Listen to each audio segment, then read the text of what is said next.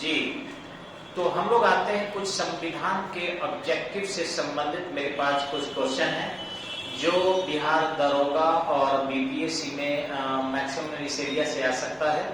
तो मेरे पास कुछ विद्यार्थी बैठे हुए हैं, उनसे हम पूछते भी जाएंगे और ना आएगा तो आंसर बताते जाएंगे। तो जो लोग कहता है ना एक पंथ दो कार्य, एक पंथ दो कार्य करेंगे, यानी उनकी भी पढ़ाई हो जाएगी। और मेरे पास एक अच्छी गाइड है, उस गाइड से मैं आपको जो है पढ़ रहा हूँ, जिसमें सेलेक्ट मैंने किया है आपके लिए। देखते हैं उसका लाभ आप शायद उठा पाए। तो सबसे पहले ब्रिटिश भारत में जब हम लोग विभाजन हो गया था तो प्रांतों की संख्या कितनी थी? 9। पूर्वी प्रांत और पश्चिमी प्रांत कहाँ चले गए थे? पाकिस्तान में। और देशीय रियासतों की संख्या कुल कितनी थी? 600। लेकिन उनमें से 562 जो है भारत में सरदार वल्लभ भाई पटेल और माउंट बेटन के सहयोग से मिला ली गई थी। अब एक एक क्वेश्चन को थोड़ा सा पूछेंगे हम कि भारत में कुल कितने देशीय रियासतों का विलय सीधे तौर पर अपने आप हो गया? 552। और 10 रियासतों को इन किन प्रकार विलय करना पड़ा था। नेक्स्ट सवाल है कि ये बताएंगे कि सरदार वल्लभ भाई पटेल के साथ साथ कौन भारतीय नेता था जो देशी रियासत को विलय करने में सहयोग किया? हाँ, बीपी मेनन। बहुत बढ़िया जवाब है आपका। आगे सवाल है कि रियासती मंत्रालय का गठन कब किया गया था? 22 जून 1947 को। 22 जून 1947 को आपके रियासती मंत्रालय का गठन किया गया था। रियासती मंत्रालय के हेड कौन थे? रियासती मंत्रालय के हेड कौन थे? हाँ, सरदार वल्लभ भाई पटेल थे। जी आगे बताएंगे जूनागढ़ का विलय कैसे किया गया था? जनमत संग्रह के आधार पर। जूनागढ़ का विलय जनमत संग्रह के आधार पर। अच्छा, हैदराबाद का विलय सैन्य कार्रवाई के आधार पर। हैदराबाद का विलय सैन्य कार्रवाई के आधार पर। और जम्मू कश्मीर का विलय पत्र के आधार पर। जम्मू कश्मीर का विलय जो है विलय पत्र के आधार पर हुआ था। इसके लिए जम्मू कश्मीर के किस शासक ने हस्ताक्षर किया था? महाराजा हरि सिंह ने किया था। अच्छा, ये बताएंगे जम्मू कश्मीर के विलय पत्र पर जो हस्ताक्षर हुए थे उसका डेट बता सकता है कोई? 26 अक्टूबर 1947। 26 अक्टूबर 1947 को।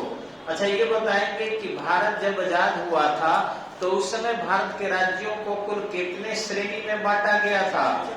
4 श्रेणी में। अ, ब, स, द, ए, बी, सी, डी। अब सवाल आपसे है कि इस अ, ब, स, द में बिहार की श्रेणी के अंतर्गत आता था? अ श्रेणी के अंतर्गत आता था। बहुत बढ़िया है।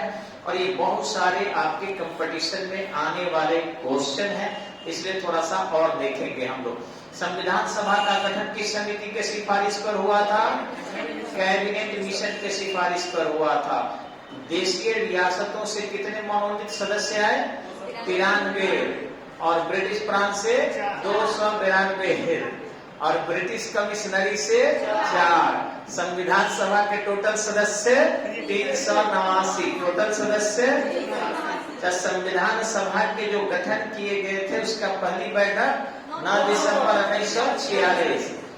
पहले अस्थायी अध्यक्ष सच्चिदानंद सिन्हा। दूसरे अस्थायी अध्यक्ष जी नहीं एक ही आदमी अस्थायी था ही और सच्चिदानंद सिन्हा थे। राजेंद्र प्रसाद अस्थायी अध्यक्ष थे। ठीक है, आगे सवाल है प्रारूप समिति का गठन कब किया गया था? 29 अगस्त 1947, आजादी के बाद। अच्छा, प्रारूप समिति के अध्यक्ष कौन थे? बाबा साहब भीमराव अम्बेडकर थे। संघ समिति के अध्यक्ष कौन थे? जवाहरलाल नेहरू। अच्छा, ये बताएंगे मूल संविधान समिति के अध्यक्ष जवाहरलाल नेहरू। अच्छा, ये बताएंगे संविधान में कार्य संचालन समिति के अध्यक्ष कौन थे?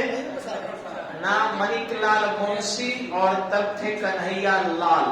झंडा समिति के अध्यक्ष कौन थे? जेबी कृपलानी। बिल्कुल सही। और 22 जुलाई 1947 को उन्हें झंडा जो है सौंपा गया था। अच्छा, ये बताएंगे आपको कि मूल अधिकार एवं अल्पसंख्यक समिति के अध्यक्ष कौन थे? जी सरदार वल्लभ भाई पटेल थे। अच्छा ये बताइए, प्रारूप समिति के जो अध्यक्ष थे बाबा साहब अम्बेडकर, उनके साथ अन्य कुल सदस्यों की संख्या कितनी थी? 6 थी। बाद में देखे होंगे कि एक सदस्य क्या कर दिए, त्याग पत्र दे दिए थे। तो कुल सदस्यों की संख्या कितनी हो गई थी? 6 + 1 = 7। एक अध्यक्ष और 6 सदस्य, टोटल 7 थे, ये ध्यान रखिएगा। आगे है संविधान सभा में कुल महिलाएं कितनी थी? 15। कुल महिलाएं कितनी थी? आज है विजया लक्ष्मी पंडित, सुचेता कृपलानी, कमला चौधरी, सरोजिनी नायडू जी, दुर्गाबाई, हंसा मेहता, राजकुमारी अमृत कौर। आगे सवाल है, पहले केंद्रीय मंत्री कौन महिला बनी थी? राजकुमारी अमृत कौर स्वास्थ्य मंत्री थी। और दिल्ली एम्स के गेट पर जाके देखिएगा, उन्हीं का नाम लिखा है, क्योंकि दिल्ली एम्स के उद्घाटन उन्होंने ही किया था। सबसे ज्यादा दिन तक लगातार स्वास्थ्य मंत्री वही रही थी, राजकुमारी अमृत कौर।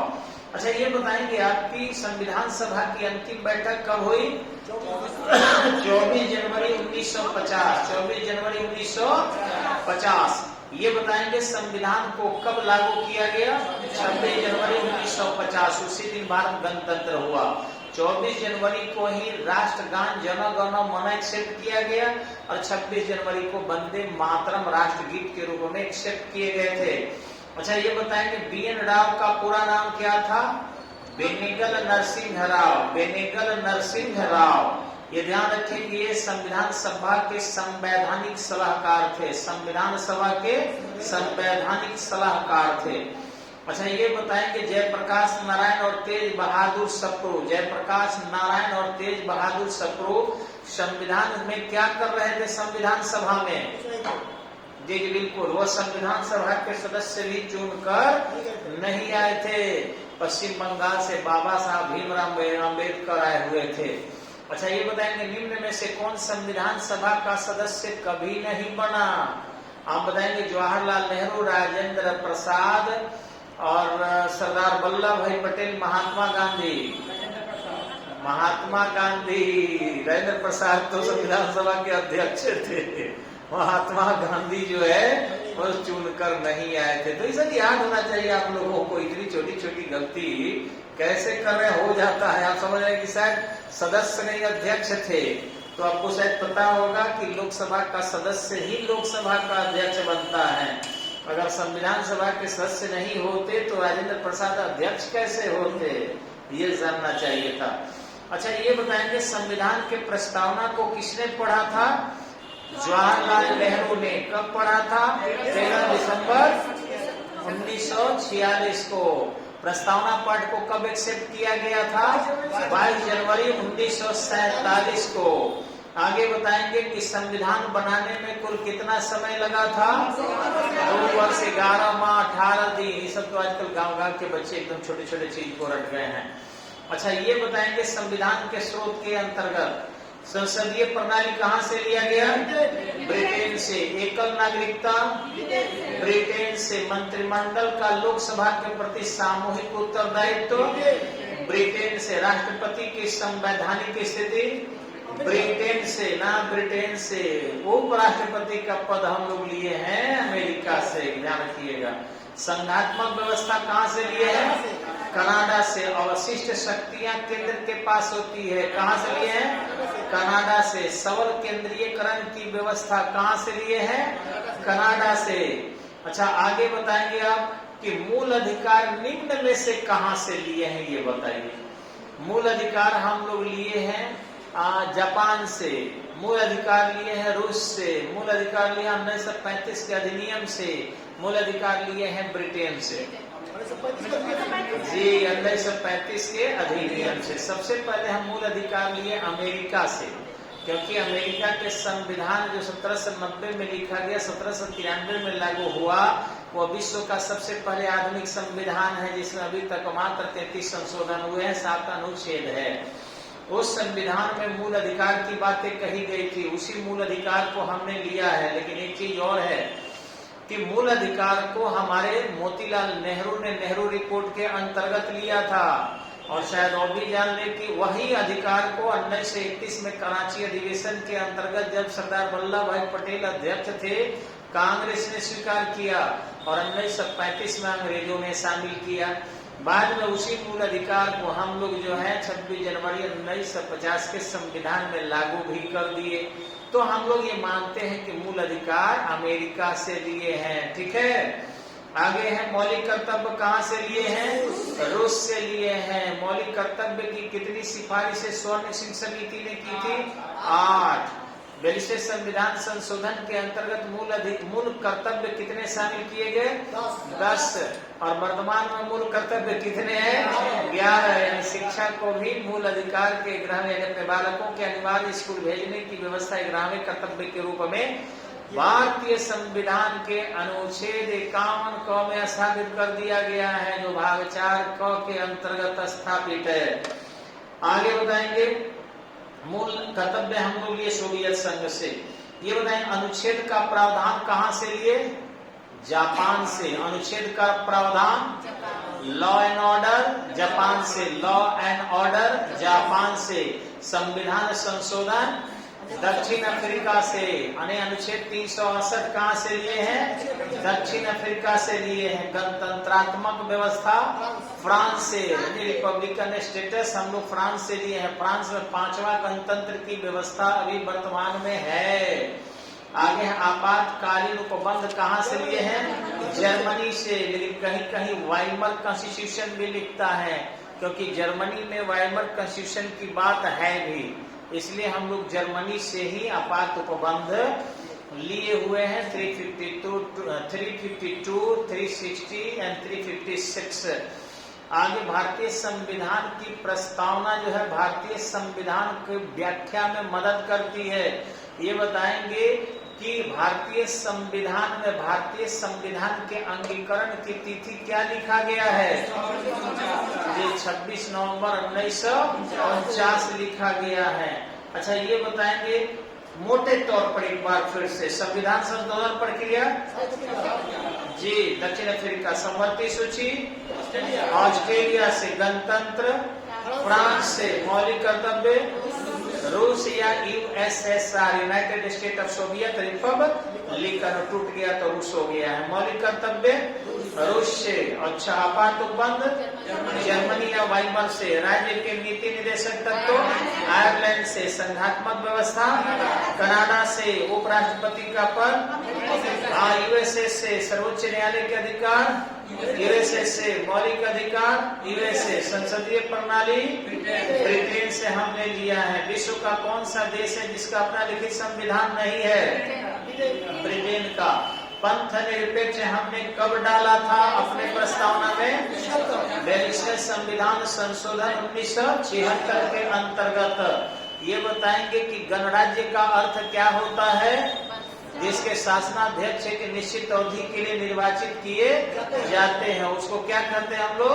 गणराज्य कहते हैं। जिसके शासनाध्यक्ष एक निश्चित अवधि के लिए निर्वाचित होते हो। अच्छा, ये बताएंगे अमेरिका में जो है सबसे पहले जो संविधान लिखा गया था, कब लिखा गया था? 1789 से 93 के बीच में। बिल्कुल सही है। अच्छा, ये बताइए कहाँ कहा गया कि of the people, by the people and for the people? America में। उस समय अमेरिका का राष्ट्रपति कौन थे? ना, अब्राहम लिंकन थे। अब्राहम लिंकन थे। आगे ये बताएंगे आप भारतीय संविधान जो लिखा गया उसमें कितने भाग थे? 22। कितनी अनुसूचियां थी? 8। कितने अनुच्छेद थे? 395। वर्तमान में अनुसूचियां कितनी हैं? 12। और उपभाग कितने हैं? 3। तो 22 प्लस 3 यानी 25 हो गए हैं। और उप अनुच्छेद कितने हैं? जी, टोटल 472 अनुच्छेद हो चुके हैं अगर उप अनुच्छेद जोड़ लिया जाए तो। अच्छा, नागरिकों के मौलिक अधिकार वर्तमान में कितने हैं? 6। नागरिकों के मौलिक अधिकार वर्तमान में कितने हैं? मौलिक अधिकारों में कमी किस संविधान संशोधन द्वारा की गई? 44वें, नॉट 42वें, 44वें। संपत्ति के अधिकार को निरसित कर दिया गया। ध्यान रखिएगा। जो इंदिरा गांधी थी समाजवाद की ओर ले जा रही थी, और ये जो जनता पार्टी गरीबों की पार्टी करती है और भाजपा गरीबों की पार्टी करती है, ये ज्यादा से ज्यादा पूंजीवाद की ओर ले जा रही है। लोग समझ रहे हैं इस बात को। श्रीमती इंदिरा गांधी कही थी गरीबी हटाओ, और वर्तमान सरकार कहती है अमीरी हटाओ। उद्योगपति बनाओ और गरीब बनाओ, दो ही बन रहे हैं वर्तमान में। इनका लक्ष्य उद्योगपति बन रहे, क्योंकि गरीबों से टैक्स लेने में टाइम लगता है। उद्योगपति तो टैक्स स्वयं ही देते हैं और सरकार टैक्स से ही चलती है। तो इस तरीके से इनकी नीति यही है। आगे बताएंगे आप थोड़ा सा कि अस्पृश्यता का अंत जो है किस अनुच्छेद के अंतर्गत है? 17 के अंतर्गत है। विदेशी नागरिकता किस अनुच्छेद के अंतर्गत है? जी अनुच्छेद 8 के अंतर्गत है। ऑलरेडी दिया गया है कि भारतीय अगर कहीं विदेशों में रह रहा हो और यदि चाहे भारत आकर, वो तो भारत की नागरिकता ले सकते हैं। संघ एवं राज्य क्षेत्र की चर्चा किस अनुच्छेद में है? 1 से 4 तक में है। नागरिकता संबंधी अधिकार आपके 5 से लेकर 11 तक में है। मौलिक अधिकार 12 से लेकर 35 तक में है। राज्य के नीति निर्देशक तत्व जी 36 से लेकर 51 तक दिया गया है। ठीक इसी ढंग से ये बताएंगे कुछ महत्वपूर्ण अनुच्छेद। समानता के अधिकार किस अनुच्छेद में दिए गए हैं? 14 में दिया गया है। विधि के समक्ष समता का अधिकार किस अनुच्छेद में है?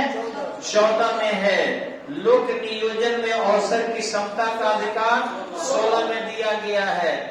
ईडब्ल्यूएस यानी सामान्य जाति के आर्थिक रूप से पिछड़े लोगों के लिए आरक्षण की व्यवस्था अनुच्छेद 16 के किस क्लॉज में किया गया है?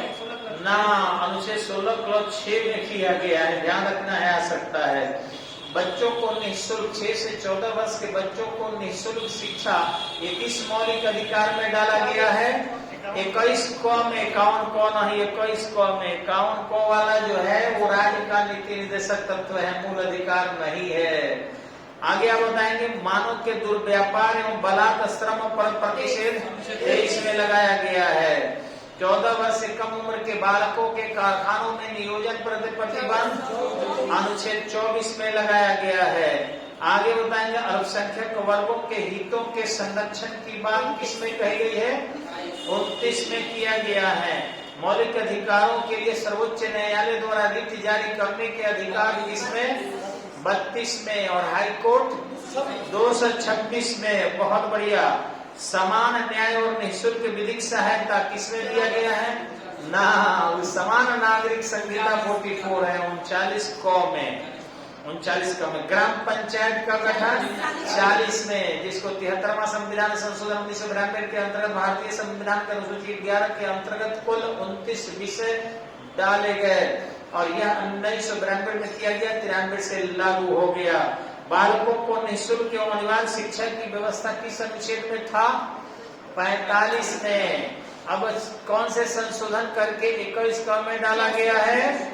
जी 86वां संविधान संशोधन करके। पर्यावरण के संरक्षण किस अनुच्छेद में है? 48 क में।